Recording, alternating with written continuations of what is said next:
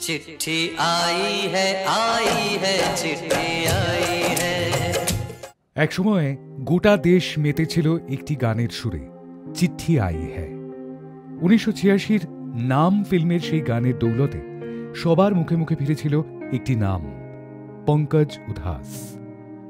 72 বছর বয়সে চির ঘুমের দেশে চলে গেলেন সেই সুধা কণ্ঠ গায়ক। দীর্ঘদিন ধরেই অসুস্থ ছিলেন তিনি, ভুগছিলেন বার্ধক্যজনিত অসুস্থতায়।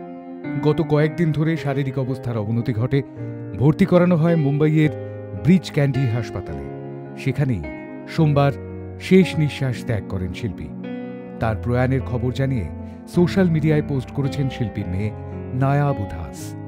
ইনস্টাগ্রামে পোস্ট করে তিনি লিখেছেন, গভীর শোকের সঙ্গে জানাচ্ছি, পদ্মশ্রী শিল্পী পঙ্কজ উধাস 26 ফেব্রুয়ারি প্রয়াত হয়েছেন।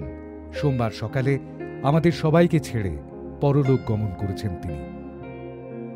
লাইভ অনুষ্ঠান, অ্যালবাম, ছবির গানে 80 দশককে মুগ্ধ করে রেখেছিলেন পঙ্কজ উধাস। চাঁদি জैसा रंग, आहिस्ता, थोड़ी थोड़ी पिया करो, निकलो ना बेनकाब, दीवारों से मिलकर रोना বা মোহরা ছবির না কাজরে কি ধার কিংবা সাজান ছবির জিয়ে তো জিয়ে কেসে আজও শ্রোতাদের মনের মণিকোঠায় অমলিন। নশা, পায়মানা, হসরত, হামসফরের মতো বেশ কয়েকটি বিখ্যাত অ্যালবামও রয়েছে তাঁর ছবিতে। 1951 সালের 17 মে গুজরাতের জেটপুরে জন্ম পঙ্কজ উধাসের। কেশুভাই উদাস এবং জিতুবেন উধাসের 3 সন্তানের মধ্যে পঙ্কজ ছিলেন কনিষ্ঠ। পরিবার সূত্রেই তাঁর সঙ্গীতে হাতেখড়ি। পুত্রের সঙ্গীতের প্রতি উৎসাহ দেখে কেশুভাই তাঁকে রাজকোটের সঙ্গীত একাডেমিতে ভর্তি করে দেন।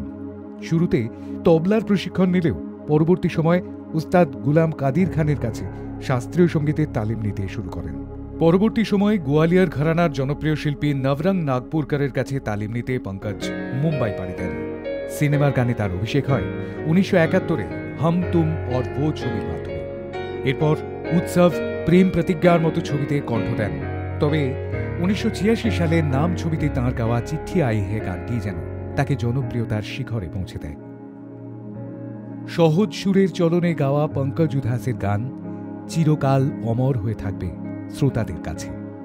তাঁর নশ্বর দেহ কালের নিয়মে বিলীন হয়ে গেলেও শিল্পী অমর হয়ে থাকবেন তাঁর গানের সুরে। হাই নিউজের শ্রদ্ধাঞ্জলি।